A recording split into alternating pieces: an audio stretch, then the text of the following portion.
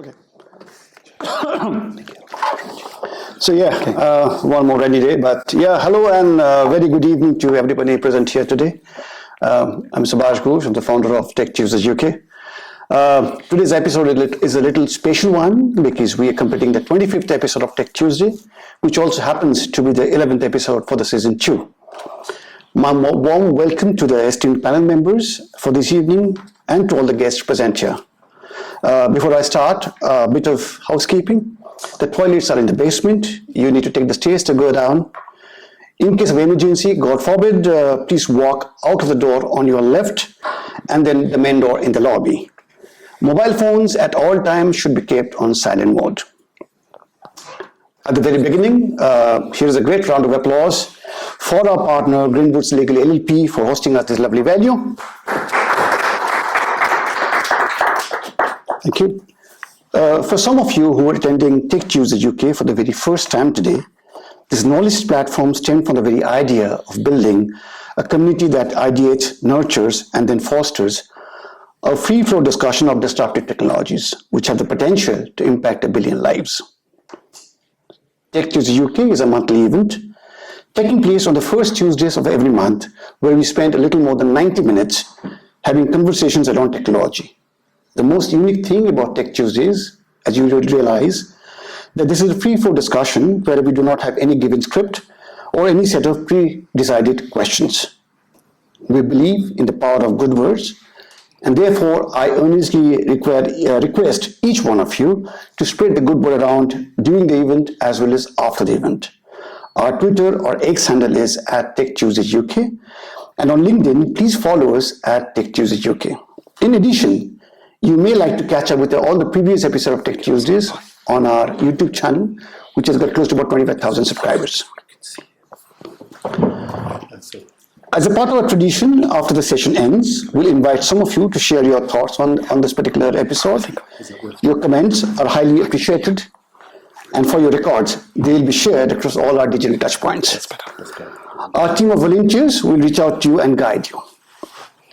If you've been following Tech Tuesdays UK, you'll also know that for every episode is based on a particular technology theme, and today's episode is on the theme post-quantum cryptography. To discuss, ideate, and more on this, we have with us an amazing panel comprising of the following guests. We have Dr. Andy Sellers. Andy is the advisor of Chipstart UK, which is a semiconductor incubator. Prior to this, just 1 month back, Andy was the Strategic Development Director at the Compound Semiconductor Catapult, Applications Catapult of the UK. We have with us Nitin Dahat. Nitin is the Editor-in-Chief at EE Times, which is one of the largest and the most popular digital publication in the EU region. And joining us all the way from Pune, India, we have Nikhil Malhotra. Nikhil is the Chief Innovation Officer of Tech Mahindra. Nikhil, you there? Nikhil, can you hear me? Yes, once again, can you hear me? Okay, you're pretty loud. Yes, we can hear loud and clear. Wonderful. Great. So I now leave the floor open. So thanks to Andy, thanks to Nitin, and Nikhil. Yes, the floor is all yours. Thank you. Thank you. Oh, Andy, off you go. I suggest, firstly, Nikhil, lovely to meet you online. I suggest, as a means of sort of kicking off the discussion, perhaps we should introduce ourselves and then make some sort of opening remarks about post-quantum cryptography. So, indeed. Would you like to go first, Nitin? Indeed, although I think... or should we go to our guest? I think Nikhil, can we get him much bigger on the screen? Because he's tiny there. Yes. I'm very, very happy to be there. It's good to meet you guys. Good to be with everyone in the room and also online. My name is Nikhil Malhotra. I'm the Chief Innovation Officer of TechM. My background has been about 2.5 decades in the industry. I started off as a researcher in IBM. I was part of the original team that worked on IBM Watson, and hence the love with AI and some of the natural language that we actually do today. In the midst of my journey, I also fell in love with quantum computing and the era of quantum cryptography, the work that we're doing with quantum machine learning and so on and so forth. there's a lot of work that we're doing within TechM and outside in terms of not just quantum, but also in terms of languages. We have just released India's own largest language model, which was built grounds up. It's called Project Indus. It's built in Hindi, which is the primary language of India, but also 37 plus dialects. Usually, the dialects are the reason where we can actually reach the heart of people. India is a land of 24 mother tongues and 45 dialects officially, but 19,200 dialects are spoken unofficially in the country. And how do we actually bring the power of AI along with quantum as being one of those challenges and one of the things that I want to see. So happy to be here and happy to have this discussion. Andy, you next. Going this way. Sure, thank you. Good evening, everybody. So delighted to be here. Andy Sellers. I'm an advisor to Chipstart UK. Chipstart UK is the UK's flagship incubator program.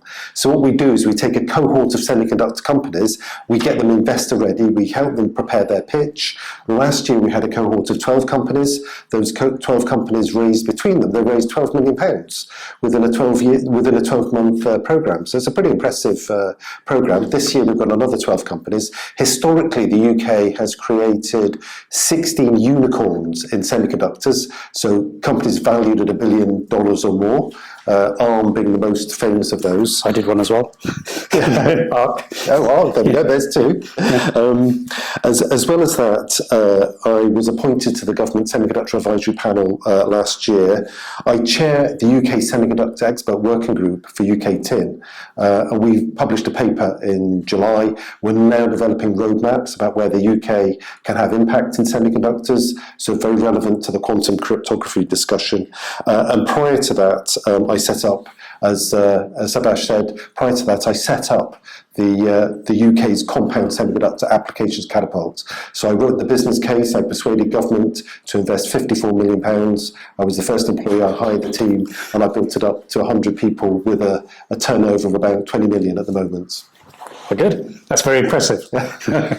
Can't beat that, either of you. But Nitin Dahad, I'm editor-in-chief of a global US publication called EE Times, and that is the leading publication for the semiconductor industry in the world, leading voice.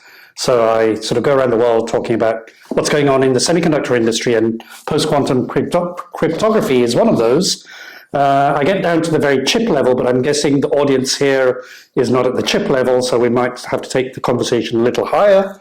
My background is 40 years in the semiconductor industry, and covering everything from journalist to entrepreneur to mentor, and doing a startup called ARC as well, which was a microprocessor company which was quite successful in the 90s/2000.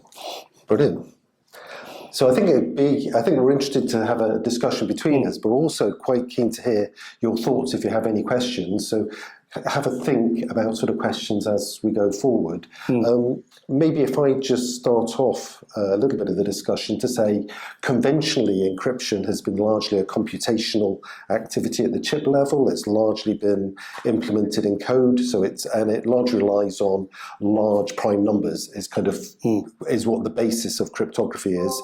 We have public keys and private keys, which tend to be based on large prime numbers, and the reason for that is it just requires an enormous amount of computational power to try and break them.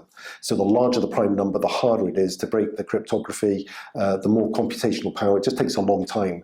But the worry is that as we get to a post-quantum world, we can use quantum computers to be able to break those codes a lot faster. And clearly that has a lot of implications. I don't know if, Nikhil, you want to sort of jump in at that point? I think you're right. I think for people who are actually in the room, I think one of the easiest or one of the most safest way that we thought about cryptography at one point in time was the RSA algorithm, which was basically a public-private key encryption algorithm. And surprisingly, it was built on a very simple mathematical principle, right? So prime factorization, you could divide two big prime numbers, and the resultant would be a kind of key, right? It would be a prime and a public key. In order to break that key, I think it's been estimated that it will take about with our simple computers that we have in front of us, right? The computer I'm joining in from, it'll take me about 40 quadrillion years to actually build that system, right? Which is 1.5 times the life of this universe. I think the fastest supercomputer, it'll actually probably take you about 4 million years to do this. So it's a synthetic case, and I think the synthetic case for doing this from quantum was about 100 seconds. If there was a quantum computer that was applied to it, to this particular algorithm, it will probably break the key in 100 seconds, which is the public and private key. So this was probably the era, and we call it Shor's algorithm. And this was probably the era that actually started the whole, the rush towards post-quantum cryptography, because it was found that one of the safest mechanisms of encryption today, which by sending your messages while I'm actually transmitting this kind of video, could easily be broken by a quantum computer, and has also been shown last year by a Chinese cryptographer system, or by Chinese has claimed that they could break one of those cryptography keys as well. Was kind of an alarm for the entire world to actually get in and say, how could we protect it, right? So anything which is mathematically defined as an equation can easily be broken by the quantum computer. So where do we get it, right? I think that was really the start of the era in terms of post-quantum cryptography. Indeed, and I think, what do you think about the sort of what timescale we see in terms of quantum computers? Because at the moment, what we have is the US organization NIST, which has basically released these standards for post-quantum cryptography, and we expect those, I think, to be released fairly shortly, where then the chip companies will then start implementing those, but they need to start implementing them now. But what's the time scale that this needs to be done? Because I think there was a research report released today from ABI saying it'll get to about 100 million PQC-enabled devices by 2028. So it'll ramp up quite quickly. Is that fast enough? And I think that might be an interesting proposition for us to discuss. I think you're right. I think the NIST standards have given about 3 or 4 algorithms today. Yeah. Including some of them which are called crystal kyber dilithium, and so on and so forth, right? So what they are trying to do is in a very simple way, or in simple terms, they're actually trying to produce an algorithm where there's less mathematics involved into the system and more in terms of lattice-based frameworks, right? So because quantum, it's believed that if you have a mathematical expression, it'll get broken pretty fast. But if you've got some pattern in form of lattice where these keys are stored, it's very difficult for the quantum computer to break, right? Because it's kind of a pattern that you're making. It could be hundreds of ways in which, or millions of ways in which pattern could be made. And US, by a definition, I read somewhere that they've actually made it mandatory that any business which is kind of expressing itself to the outside world, like a telecom organization, etc., should really have these post-quantum cryptographic methods applied so as to protect that business, and also, let's say, in the way citizens as well.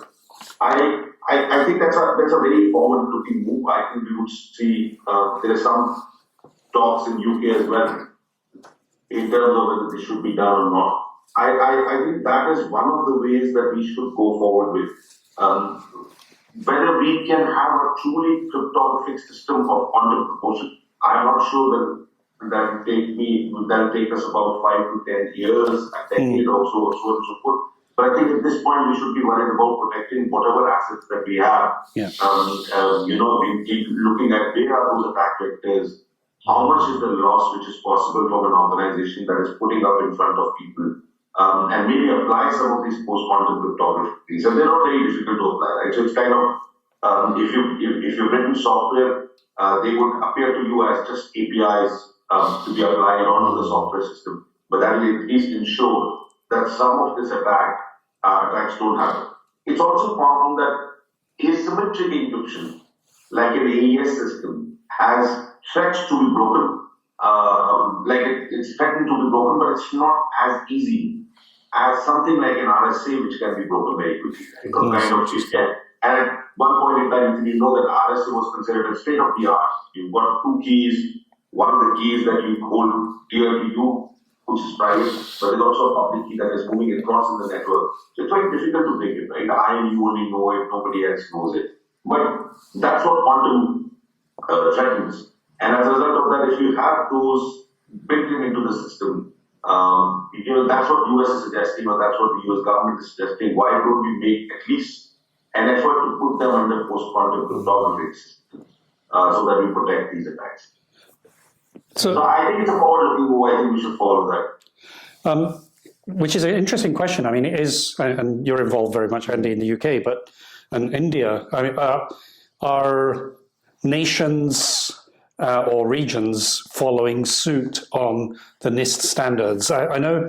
So, I mean, I think I saw you write something. Are the public actually aware? Yes. I don't know. Maybe we can ask the audience. How much are you aware of post-quantum cryptography and maybe any perceptions there? My thoughts here, so I did write, are the public aware? The reason why I thought that is one of the dangers is that people might be harvesting your data now. So your data might be encrypted at the moment. They can't hack it. As Nicholas just said, it would take the life of the universe to hack it at the moment, but they could be harvesting your data now, ready for a quantum computer to come along and to decrypt it at that time. Now that's a worry for the public, and it's a worry for the government. GDPR, we're all kind of storing our data in servers, etc. It's whizzing all over the place. So that is a worry. And I guess the question is, are people aware of that? And do we need to raise that awareness? And do we need to start building in these post-quantum processes and standards now to avert a problem that might occur in 10 or 15 years' time?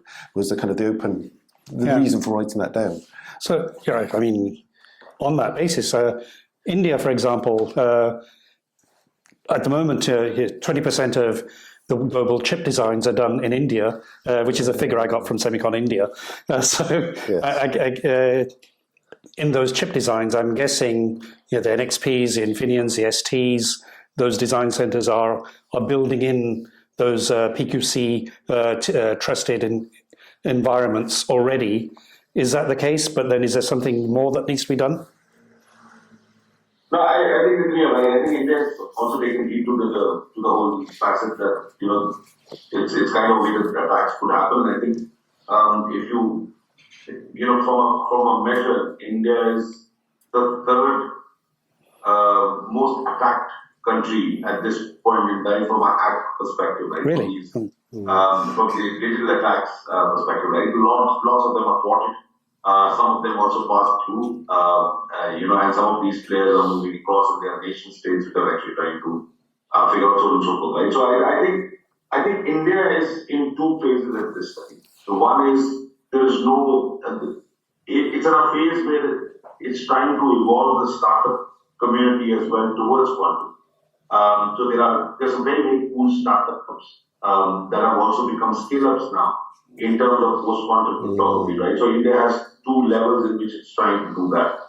The first level is obviously defense. Indian defense needs to be protected, from an end-to-end perspective, and whatever communication happens should be quantum secure in a way. And that's one part in which India, from a nation-state perspective is going. The second is also making sure that private sector or startups come up, which really, evolve in terms of quantum computing.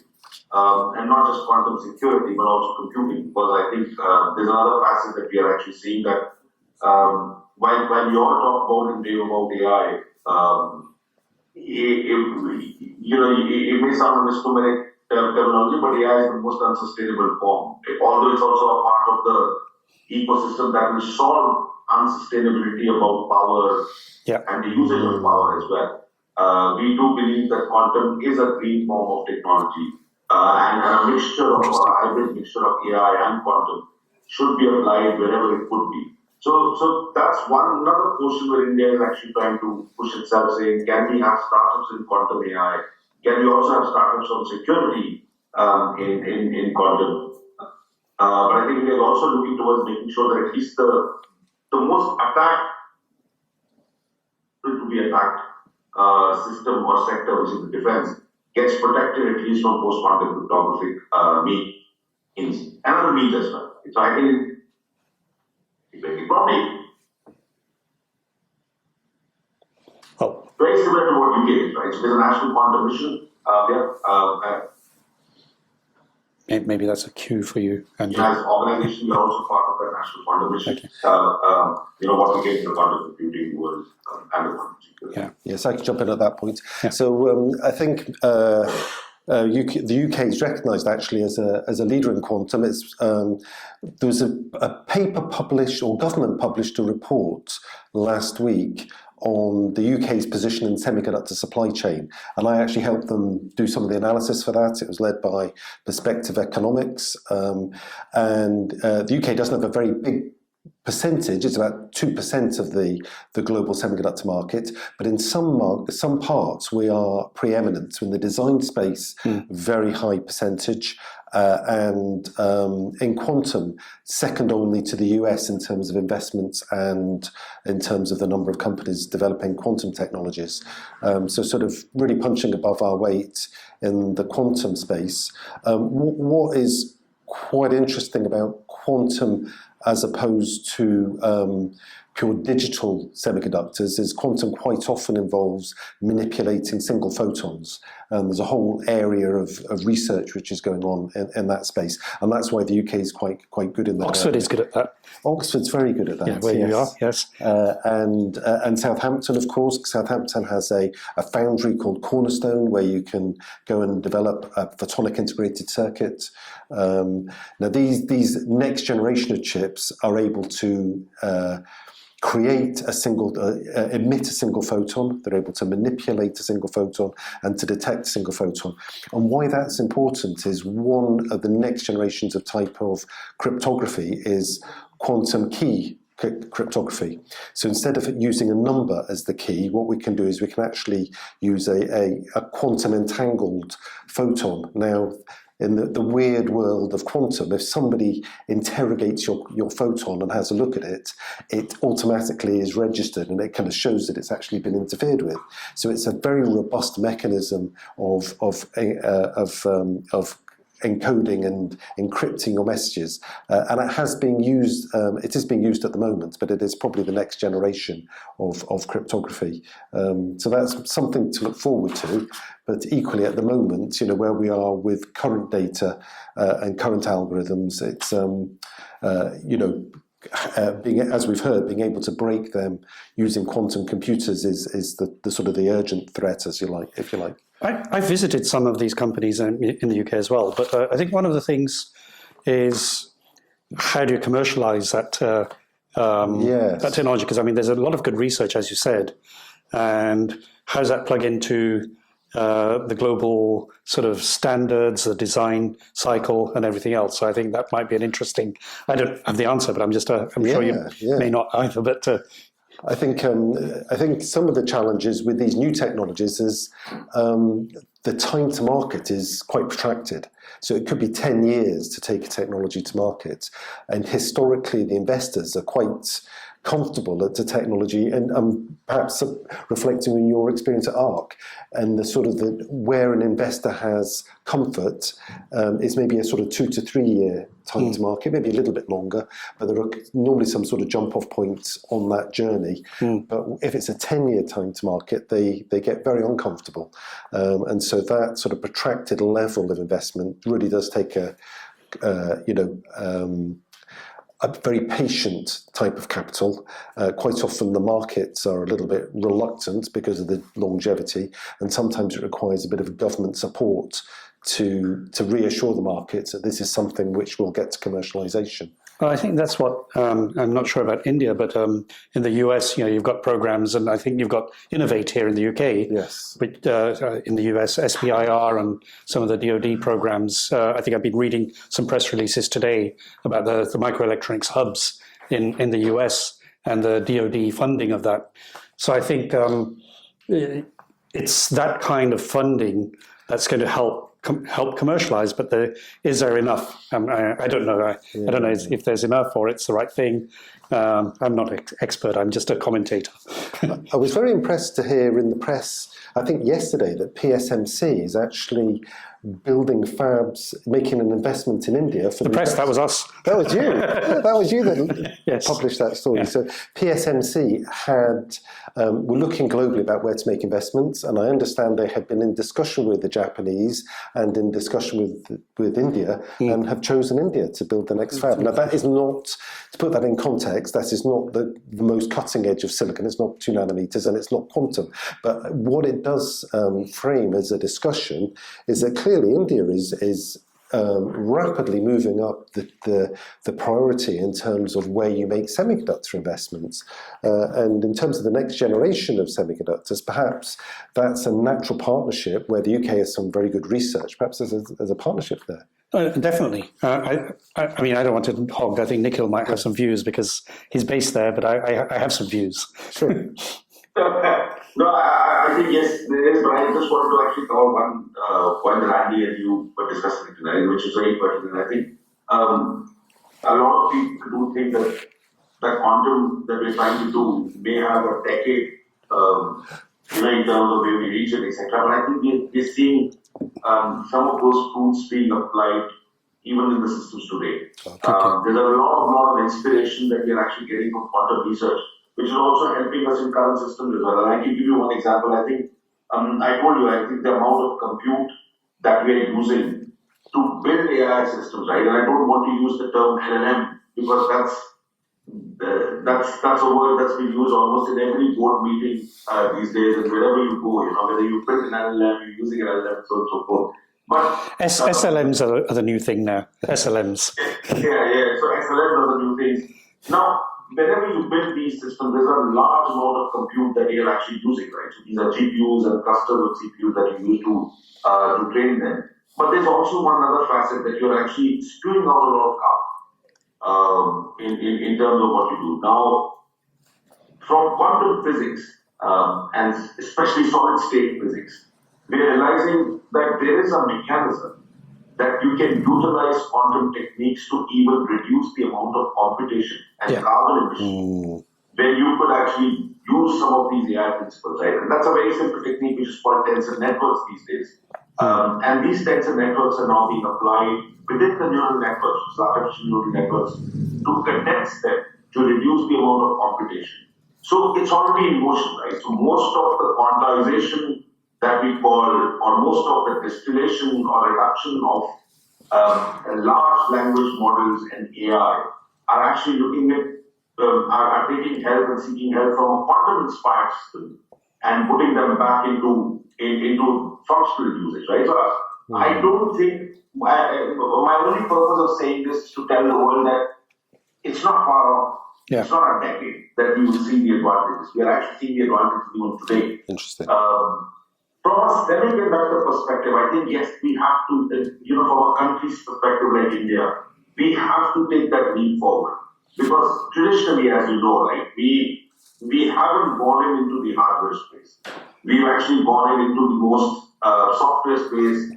Any country, and you break a stone in India, you'll find a software engineer or somebody who knows a little bit of software, right? So our kids start learning software at the age of 8 or 9 when they're given Scratch systems to. Is that when they're doing the cricket? The cricket as well. Yeah, it's design the cricket, or you actually become a doctor. But the engineering part is where you actually write the software, right? So that's what our kids get. So I think we've got enough software engineers. There are two things that we are moving towards. A, the quality in which we create software, number one. But also software needs now hardware. Hardware which can take decisions on the edge, hardware which is much more secure, and hardware which is built within the country itself. And I think that's where India is going from the semiconductor push perspective. I think it'll still be time when we go to the race of 2 nanometers, 3 nanometers, 18 angstroms, and so on and so forth. But even if we can actually start building some of the chips that are used in automotive, for example, some of the some of the chips that are used in local ways of using it, right, in appliances and so on and so forth. I think we would have done our part, and it takes some time. It will take another 5-10 years for us to reach that level. That's where India is at this point, right? And that's where, and it's a big economy, so that's where the interest from a lot of fab companies, a lot of semiconductor companies to set up shop, to start building it within India. As it's quite expensive, right, to build some of these chips as you for TSMC. So that's where India is at this point, isn't it? Sorry, go on. You can. I was going to say, do you mind if I kind of broaden it a little bit and just see if I was just going to say, are any burning questions coming to mind? Are you users of LLM? Are you users of ChatGPT? Are you users of computational models? Any sort of burning questions or any other parts of it? Or any other parts, something you'd like to raise? There was a hand first with the green shirt. Thank you. Yeah. Thank you. This is Shubhanga here, very far away from the chip world, but really interesting to hear the perspectives. But my question is actually a lot more juvenile, perhaps, I don't know. How can quantum computers actually kind of break cryptography, the current state cryptography? If you can explain a little more. I think we have heard the headline that it can break, but I don't necessarily understand the underlying physics or mathematics of it. And if you can actually spend 2-3 minutes just trying to simplify it for laymen. I think either you or Nikhil. I think that's Nikhil. Nikhil. I defer to we defer to you, Nikhil. All right, so I think from a very simple principle, like, if we know prime numbers, right? 7 divided by 3, 2, 3, 7, etc. So you can actually divide those numbers. If I give you 7 divided by 3, you know the answer. And I can also tell you a very simple way, that 7 divided by x is equal to some number. So if you have that combination, and in any case I ask you to find x, it will be very easy, right? You can work backward. The computer can force itself. It's kind of force fitting, right? You can put some numbers over there and you can figure out. You increase the size of these numbers, right? And let's assume that you now have 2048 bits of these numbers. They're all prime. So prime is very difficult to find out. You have these two prime numbers which are dividing each other as a factorization, and they're creating some keys for you. Now, if you work backward from computers or from a brute force perspective, that's where a large amount of time is being used, right? For a classical computer, and we divide our world into two worlds, right? We divide the world that you and I work together as classical, and the other world of subatomics is called quantum, right? So in the classical way, if a machine has to really do this kind of activity, which is, remember, too big 2048 bits of numbers, we will have to use huge amounts of combination in terms of doing this kind of an activity, right? Combination of trying to figure out whether it's a prime, okay, if it's a prime, whether it fits the equation, huge amounts of effort, and that's where the complexity really tells us, okay, it's going to take a large amount of time, somewhere of the order of the universe, to actually figure out for our computers what is that key which is trying to factorize this. Now consider quantum computers. Quantum computers work on 3 major principles, right? The principle of superposition. It may sound very, very counterintuitive, but superposition really means is a switch can be both on and off at the same time, right? So otherwise, if you have a switch, a light bulb switch, you can either switch off the light bulb or you can switch on the light bulb. But in the quantum world, it's a probabilistic world, and if we go a little bit deeper than what we are living in, the world of atoms, etc., everything is a wave, right? Unless it is caught. So each and every particle in its subatomic sense is a wave of nature, and these waves are, so if it's a wave, it's very difficult to figure out where that particle is. But if you try and catch the particle, or catch the wave, it will become a particle for that short period of time when you caught it. And when you leave it, it will actually become back that energy wave that you're actually looking at. So the world of quantum, in very simplistic terms, is probabilistic. It's in a state of superposition. And that superposition really means is that you can have both 0 and 1 at the same time. Now, we convert that back into a quantum computer. and we say the way the computer, a classical computer, has bits, which can either be 0 or 1. Here comes another bit, which can be both at the same time. So if you've got one bit, which we call as qubit in quantum computer, you can have two combinations of it as one qubit, right? You can have both 0 and 1. If you have two bits, which are called qubits in the quantum computer, you can do 2 raised to power 2 combinations at the same time, which is 4. If you've got 3, in the same figure or order, you can do 2 raised to power 3, which is 8. If you've got 4, you've got 2 raised to power 4, which is an exponential speed up in terms of what we do. Now imagine the computer that you are today sitting on. It's got 32 bits, let's say. Some modern computers. So you could do 2 raised to power 32 parallel computations at the same time. This figure, 2 raised to power 32, appears very small, but it's equivalent to the number of stars in the Milky Way galaxy. If I allow or somehow encode my problem in 2 raised to power 32 ways, I normally have now the power of the Milky Way galaxy to solve a problem. And most of your computers today are 64 bits, right? So if I have a 64 qubit quantum computer which is working perfectly fine without any error, I have 2 raised to power 64 ways, the power of 2 galaxies, to actually solve that problem. Now considering that, if I have to find out now the prime number combination, which was taking a classical computer quadrillions of years or millions of years as the case may be, you now can actually solve it in a much faster way, in an exponentially faster way than the classical system, and hence you are more liable to get it, right? So that's in a nutshell the very basics in how quantum computers work. But that's only just one principle.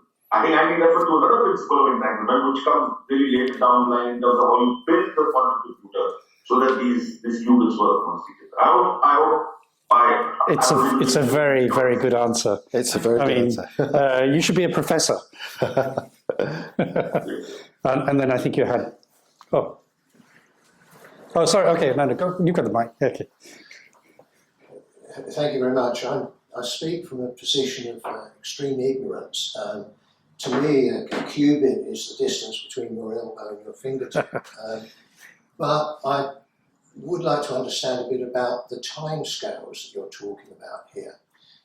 Because with the development of conventional computing, we're all used to Moore's law and the way it goes on.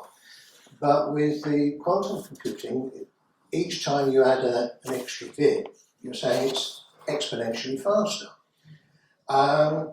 And so I'd like to have some understanding of the timescale. I mean, you've spoken about 10 to 15 years before these conventional cryptography is in danger.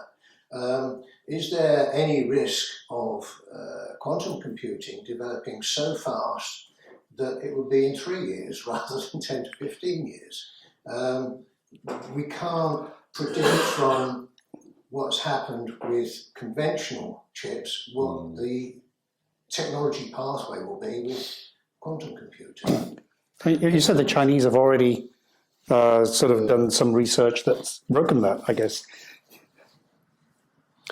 Yeah, I think that's a very, very interesting question, and so we're all at the back of our mind. We do have that.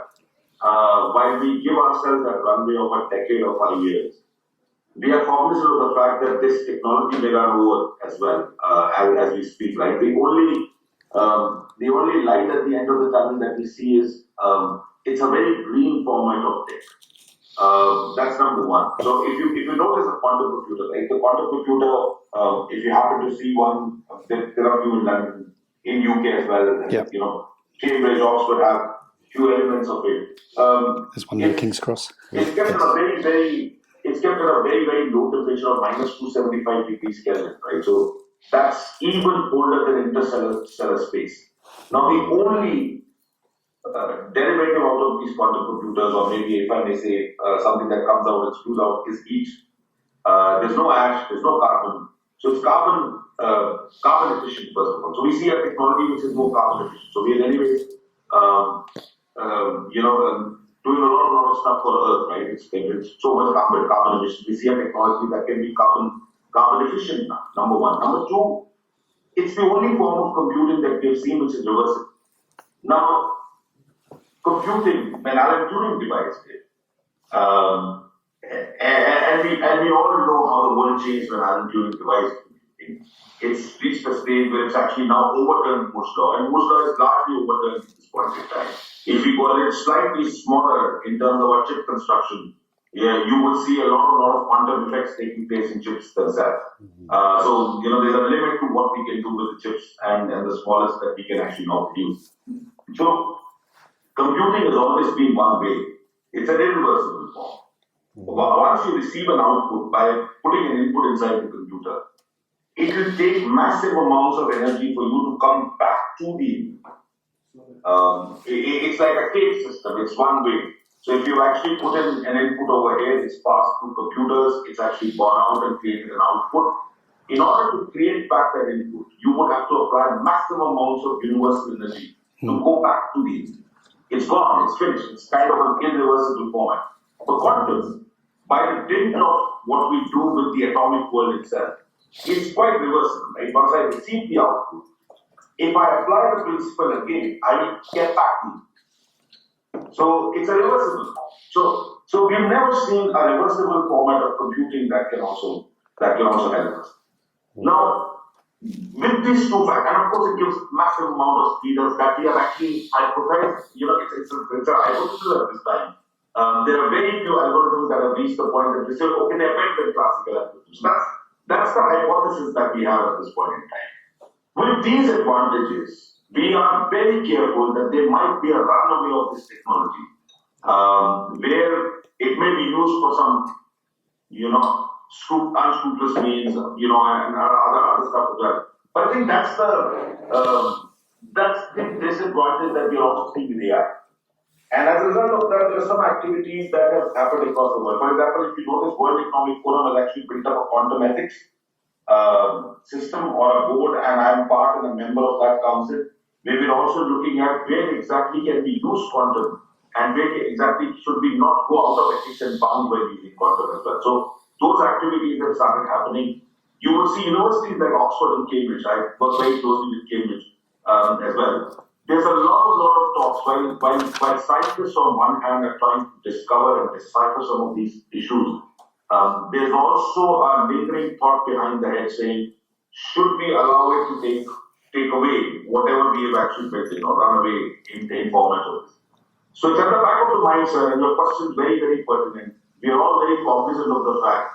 But like any other technology, you would get a tech which could be used for both good purposes as well as bad. I think we believe quantum is on the same scale at this point in time. So your question is very valid and pertinent. But there's no clear answer to your question at this time. I was going to add a little bit, and that is, I was reading an article on quantum computers in the UK recently, and I think I'm right in saying that Oxford has got about 17 quantum computers, if I read that correctly. Now, they're quite, I think I'm right in saying they're quite experimental at this stage. So, and Nichols points to the fact that they freeze atoms to absolute zero. So these quantum effects are observed when you freeze an atom to minus 273 degrees centigrade.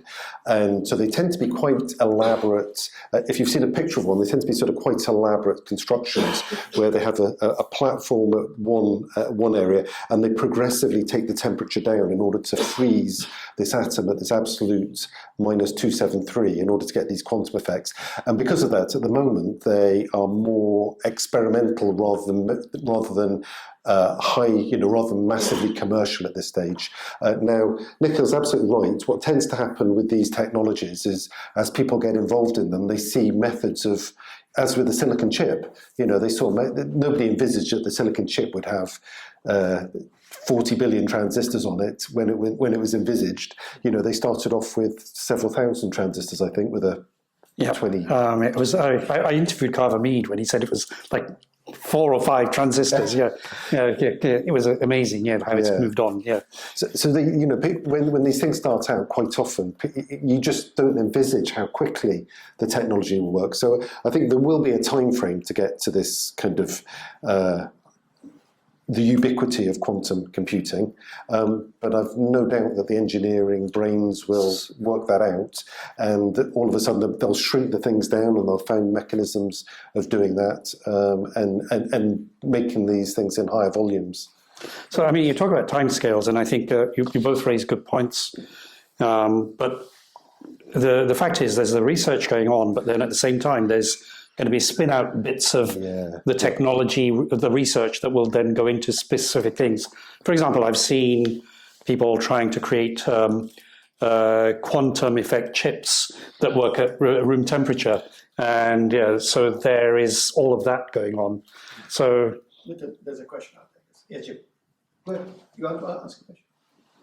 Oh, it's you. No, I was just going to finish. So basically, so basically, I think to your question, maybe ubiquitous quantum computing, it might be some time away, but many aspects of it will come much sooner. Do you agree, Nikhil? No, absolutely. I think there are some positive impacts that we see. I think one of the things that are very quickly touched on is quantum sensors and quantum sensing, right? I think even today we're very limited in terms of predicting earthquakes, predicting tsunamis in the ocean. I think with these quantum sensors that we're actually building in, these are very, very small components which have got quantum systems which actually can take vibration from the Earth's surface at a very minute level and give us that predictive value, at what point earthquakes would occur and so on. So these are also experimental, but there are a lot of companies that have actually now started building quantum sensing techniques and quantum sensors. I see that time scale happening much more faster. Yeah. I see in the 7 to 10 years, you would see some of these things where we would be able to predict these harmful effects or these natural phenomena to save people, right, and to save human lives and to affect human lives. I think the other impact, right, getting into mainstream quantum computing will take more longer. It will take about 10, 11 to 12 years. There's a lot of research that is happening, maybe 15 years as well. But we believe that the danger of quantum or quantum-based hacking is real.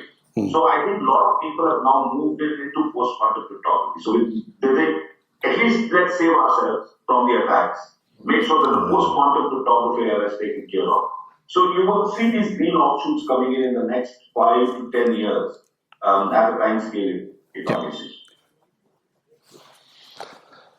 Hi, this is Rangana. First of all, thank you for sharing your thoughts. The session is really very engaging. And so I'm curious to know one thing that, so let's suppose that the quantum computers will be there 10-15 years down the line. So the cryptographic algorithms that are being created now, so how are they being tested? So is it feasible that maybe that the quantum computers which are present at this moment, they cannot break these algos, right? But what if 10-15 years down the line, they will become more they will have higher IQ and they will have more capability to break this current cryptographic algos. So from testing perspective, what is the scenario? So can you please clarify on that? I think I'm right in saying there's a lot of theory analysis going on, but the other thing about what you're saying is what could be happening at the moment is people are just simply storing the data that they can't decrypt in the knowledge that once they do have the quantum horsepower, they can then decrypt them in future. So that's the worry about having a strategy now to being able to deal with post quantum encryption. I think that's a way. I just augment Andy's thought, right? So that's a great question. I think the rate of discovery of technology to the rate of application has significantly improved over the last 3 or 4 decades in human civilization, right? So if you remember 2012, 2011, we were using algorithms in AR, and that touched upon AI and then I come on quantum. You were using algorithms that were about 60 years old. The algorithms were not developed in 2010, 2011. The algorithms were developed in 1956 to 60s and 70s. And we didn't have the infrastructure and we didn't have the kind of compute for us to apply them. So the whole story of AI really started post 2011, 2012, when GPUs started arriving on the scene, when chips started arriving, and we started using some of those algorithms, and AI became a kind of buzzword. AI has gone through a lot of winters, as we may call it. We call the AI winters, and the reason for those AI winters was largely not because scientists were not discovering it. The reason for AI winter was there was no practical application. We couldn't find a practical application because we couldn't find the hardware to sustain all of this. But let's come down to ChatGPT now. The algorithm for ChatGPT was discovered in 2017. 2022, GPT comes live. And suddenly, within a month, you've got 1 million users of ChatGPT. So the rate of change of technology from science to practical application suddenly gets reduced by 1/10 because you've got ability to test it, you've got ability to apply it. You're seeing exactly the same change with quantum. The phenomena for quantum started off in 1950s, 1920s, maybe even beyond that, right? When we were talking about atomic shift.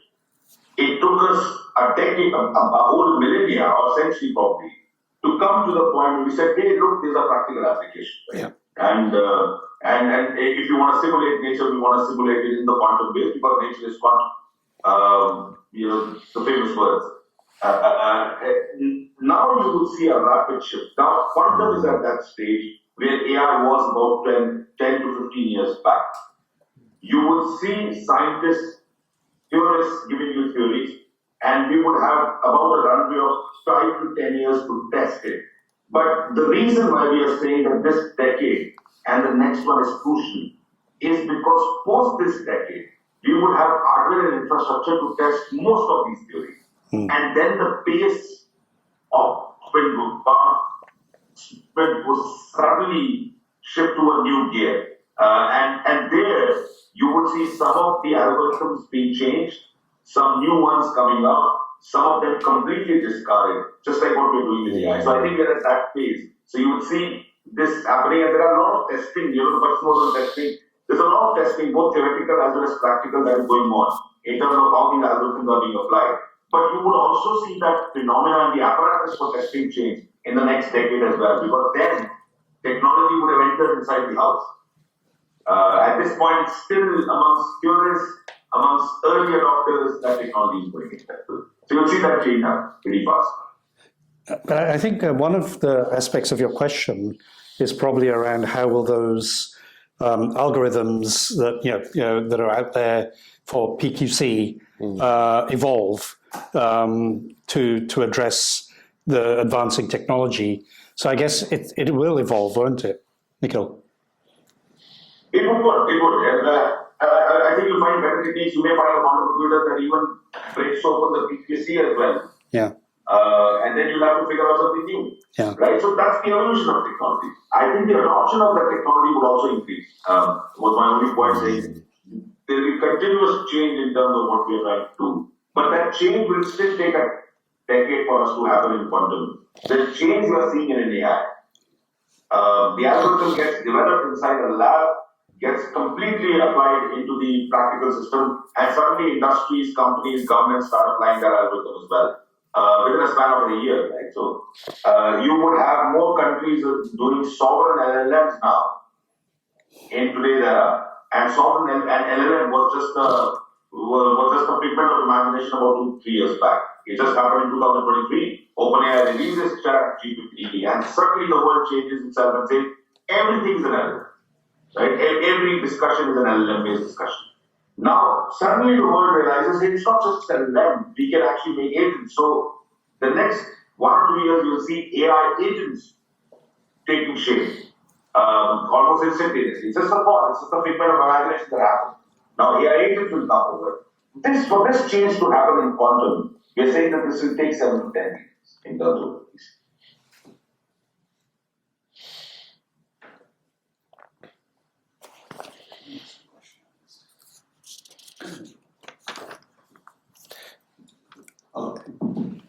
Hi, this is Subhash here. Just a quick question. I guess ours is probably one of the generation in the last 50 years. We've seen the anti-evolution from 486 to NVIDIA, quantum cryptography, and so on and so forth. So my question is more at a sublime level. Question one is, how is this overall going to impact the people from public infrastructure point of view? I know Nikhil did mention about alerts for tsunami and things like that, and all the others also touched upon. But it'd be good if any one of you can touch upon on that aspect. How is this going to impact more from general public? That's point one. The second question is, what's next? Okay. What do you mean? Go on. Very big question. I think sometimes predicting where technology is going to go is extraordinarily difficult, especially if it's a disruptive technology. So when the mobile phone was launched, there were nothing like this. One of my friends had one, 1985. They cost £2,000 each. It was literally the size of a brick. It weighed about a... I had one. You had one, there you go. Weighed nearly a kilo, or about a kilo. It was a big briefcase. Yeah. And, you know, and the market, somebody predicted the market for these things was going to be maybe 5,000 in the US, and that was it. It was going to be, I think it was Motorola was one of the first companies to make one, wasn't it? Yes. Yeah.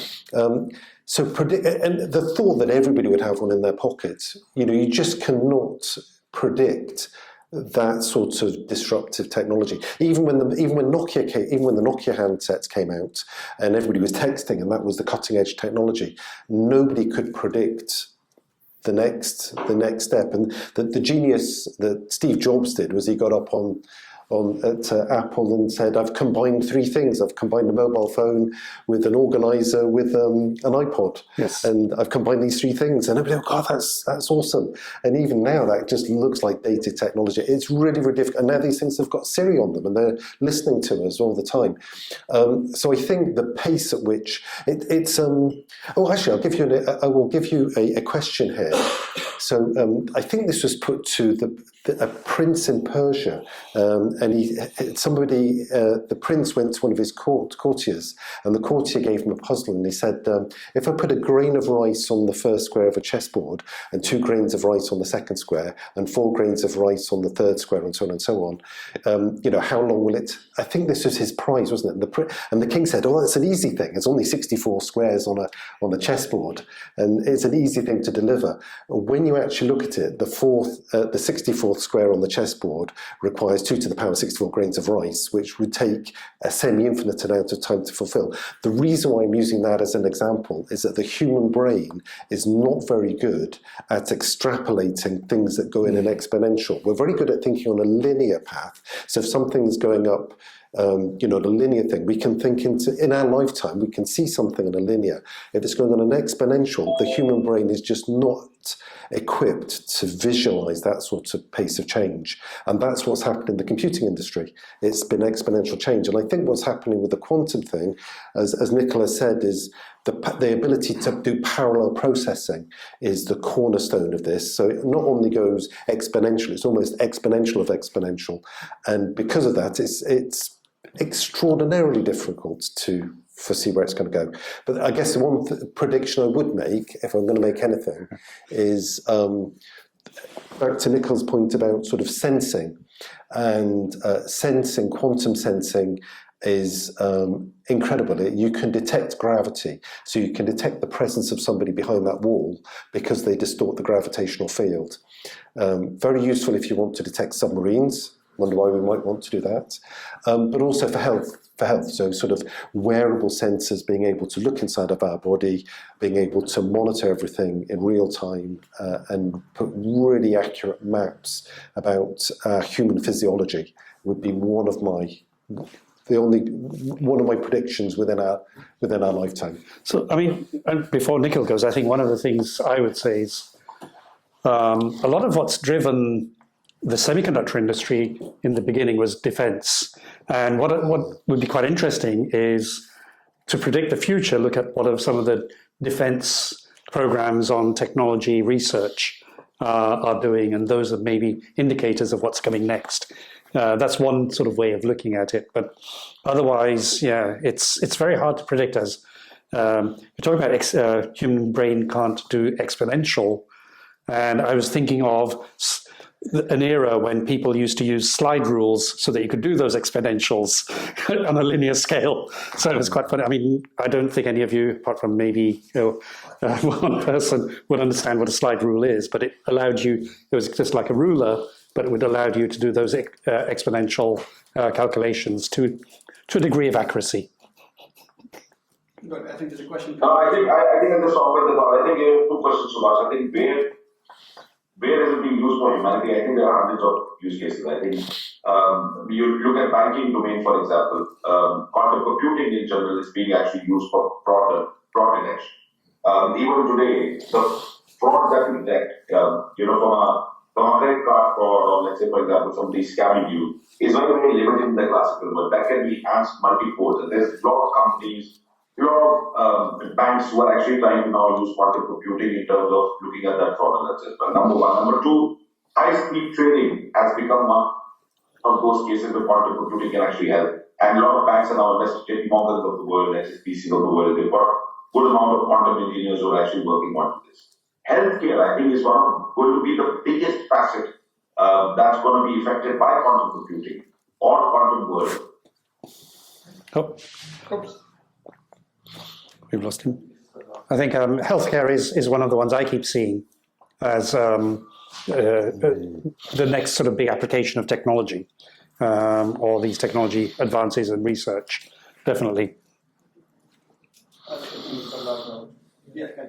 Okay. We've got a question coming from Makran. Makran, you there? Max? Yes, Is that okay? Yeah, it's fine. It's fine. Okay, hello. My name is Makran. I hope I'm audible. I work with FICCI and manage IT programs. I have two questions. First one is hello? Yeah, go ahead. Okay. I'm not very happy in this everything. Okay. Two questions. So essentially, I think this is new technology, quantum. What efforts are being made, or how this how the industry or governments are making it more palatable, that this technology is adopted efficiently, or how would I say, successful. The second question I have is this the only direction compared to the classical supercomputing? Because at the core, we are all focusing brute force, right? So the faster if someone has an F1, Porsche, Ferrari, probably crosses the line first. So these are the two questions. Thank you. I think great questions. I think I stopped in the midway. Maybe quantum God. Can you hear me, Nathan? Yeah, we can hear you. Perfect. Okay, I thought the quantum gods were not very happy and they suddenly made everything dark. So I got dripped down. But I think there's a lot of effort to be made on education and making quantum palatable. I think India, for example, where we stand in India, IITs of India have actually taken it as a course material, which is supplied free today over YouTube. It's a process called NPTEL, where we are teaching kids the art of quantum computing. It starts in, obviously the computing course, there's a line for quantum, and kids can go over there, but also in general terminology. In fact, my lab has actually made a very small book, and that book has been made by a teenager.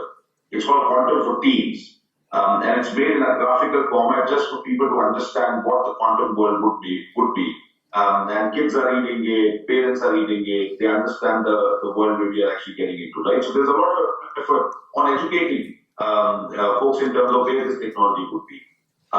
Is it the only technology that we should go forward with? I don't really think so. There are two paths that have opened up today. Number one, the path of thinking how our brains think. It's a very different path.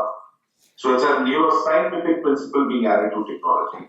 A lot of the AI world that you're actually seeing is also happening together to see how closer are we to a human brain, because the way we can shift and change No AI system in the world is able to do that, or no system in the world is able to do that. Whereas the quantum world, we are actually looking at for problems which may not be ever solved in classical world, right? For example, God forbid any other pandemic crisis like COVID, would we be able to reduce the cycle of giving you a vaccination or maybe a therapeutic drug in 1/3 or 1/4 the time that happened during COVID, right? You know the story with COVID. I think it took the entire world's effort to bring out a vaccine or maybe bring out a therapeutic. Of course, there are ifs and nots between vaccine and not and so on and so forth. But it took a world effort to inoculate so many people across the world, 8 billion population, and say, look, we are now safe from COVID, and COVID is nothing more than a flu now. Doctors now tell you, okay, go take therapeutics rather than doing anything because of the vaccine and so on and so forth. Can we respond to these public emergencies faster? And that was my earlier point that I was making, right? Healthcare is going to be substantially different because then I can provide an N equal to 1 healthcare for your personal need, right? The way your body reacts to any therapeutics is going to be markedly different to what somebody else's does. So we don't have the same disease. We can't give the same medicine. We can change the formulae in certain ways, which impacts your bodies, which was also the outcry that happened during COVID, right? Does everyone need a vaccine? And I can go away with the vaccine because my body has more immunity and so on and so forth, right? So personalized healthcare will come out pretty fast. I think the second thing is the space race, right? I think whether you believe it or not, all of us are actually using some formats of space at this point in time. So, or space technology, right? We use GPS maps, we use Google Maps and so on and so forth. They're actually being pushed out from space. But there's also a race towards space, right? So if you notice, every company today is actually sending up satellites into space. And I dare show you a photo of the Earth from an outside perspective. I think Earth was a very lonely planet at one point in time in the solar system. Today, it's actually like bees and debris covering Earth of satellite. Do we want Earth to, and we are actually now not just creating junk here on Earth's surface, we are actually creating junk in space.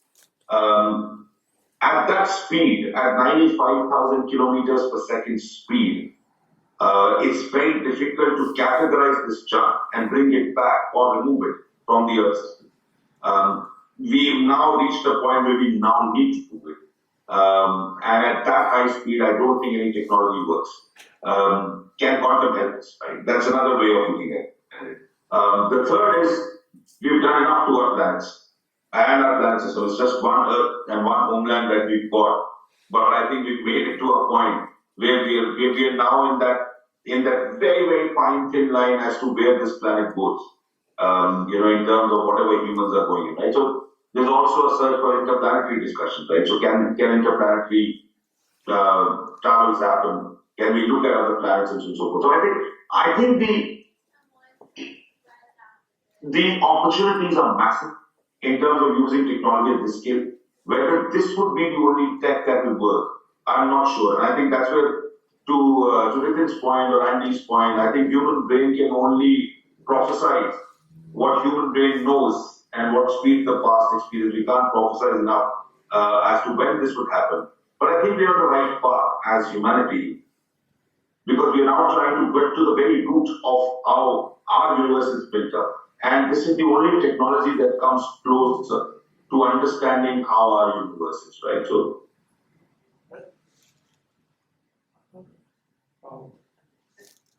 Lost him again. so I hope I answered your question. Yes, you did. Thank you.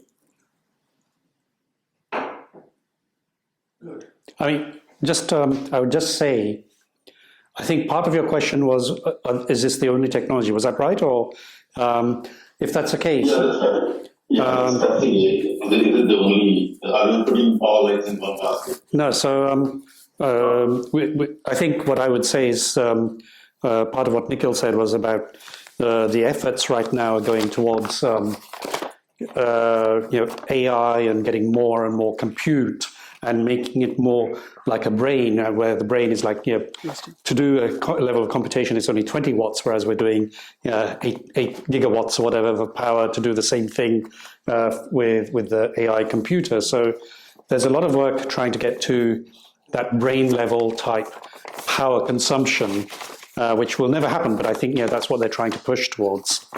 But then the other trends which I've seen are people looking at, I don't know if that sort of way inclined, but ways in which we can make those more efficient. Today I was just reading a prospectus from Cerebras, which is an AI chip company, and they've just filed for an IPO in the US.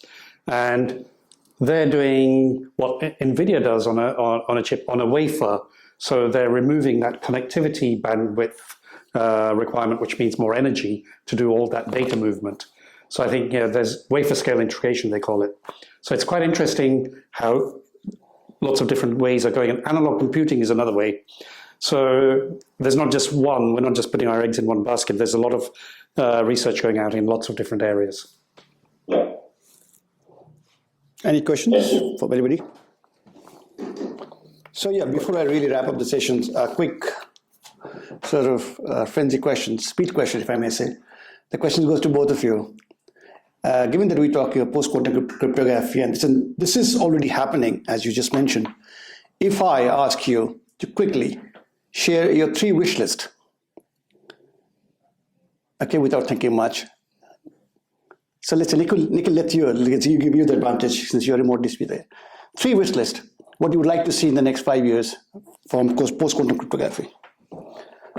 I think just on post-quantum cryptography or just quantum as a... Quantum in general, quantum in general, yes. Quantum in general, I think 3 questions. I think number one, you will see green offshoots of hybrid quantum AI systems coming up, and we'll see the production use case in the next 5 years. That's my honest wish list. I think post-quantum cryptography and quantum cryptography becomes a household phenomenon where we actually start protecting ourselves from some of these unwanted systems that we want to do. And I think third, we consume less power. We reduce the consumption graph and also the emission graph of carbon dioxide in the next 5 years, which I think absolutely pivotal for this planet at this point. Wonderful. Thank you. Nitin, over to you. The power is one of the things I think about all the time, sustainability. I think we're going too far on this, more and more compute, and we're putting a lot more power into that. So I think power, reducing power consumption, and how we can do that maybe with quantum, that's one thing. The other thing is I've seen it in the cybersecurity world, and now with post-quantum cryptography. I think my wish is people understand the implications of it more and understand what they need to do. I think that's really not well understood. The third, I don't have a third because you asked me for quick ones. That's okay. No issues. And before really sort of move on, Nikhil, this is more of a personal question. I know you on a personal level, you do a lot of stuff and the quantum side. You've got a book, so maybe you could be beating your drums, but why not share a bit about what you've been doing out there?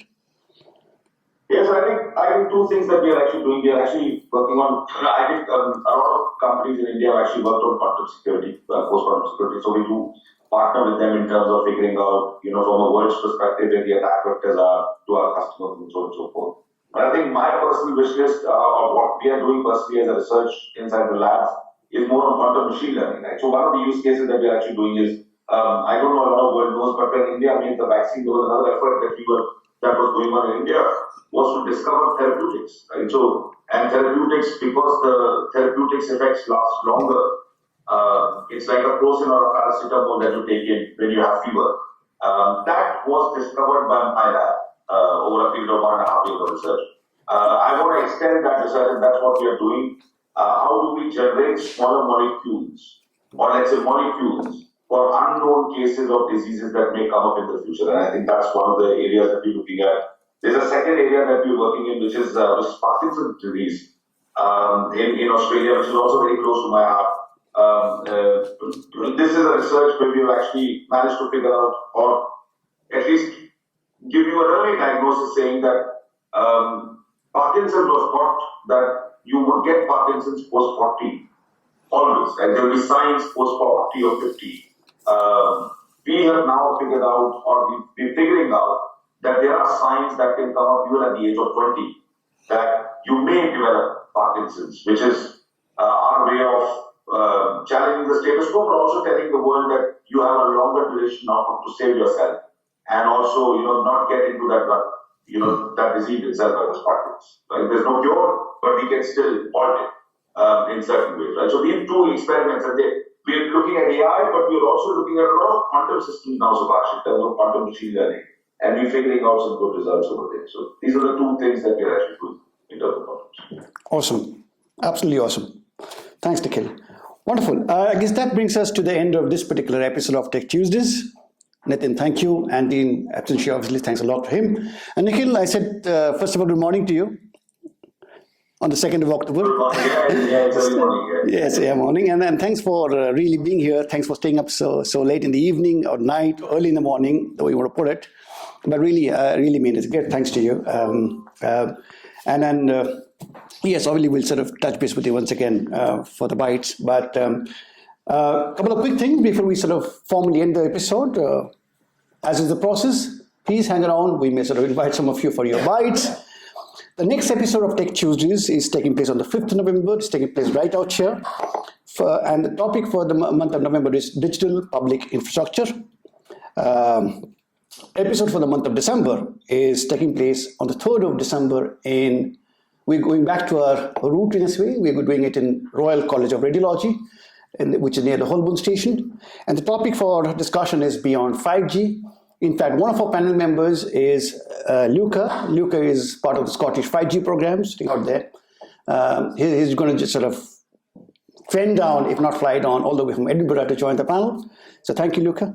And for January, the topic is Women in Tech. So that's all from my side. And to stay more about Tech Tuesdays, please, viewers on YouTube, follow us on LinkedIn and tweet us on Twitter. Thank you so much. Enjoy the drink and have a great evening. Nitin, thank you so much. And Nikhil, once again, many, many thanks. Thank you. Take care. Bye. Good night.